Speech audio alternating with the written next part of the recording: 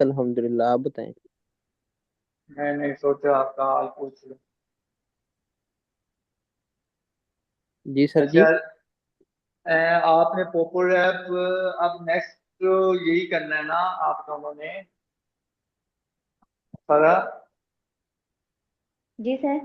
Poopó rap की class कल मैंने सेंड की है ग्रुप में।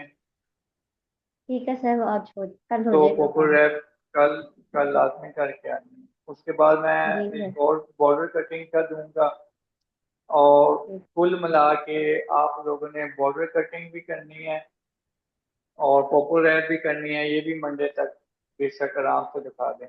और कोई पहले वाला काम रहता है तो एंड नवाजिश फरमाइएगा विद अरीब। जी ठीक ठीक है सर। सर पहले वाला काम कोई भी नहीं रहता, यही रहता वो तो मुझे पता नहीं रहता, लेकिन मैंने कहा अगर कोई एंड नवाजिश फरमानी हो तो फरमा सकते हैं।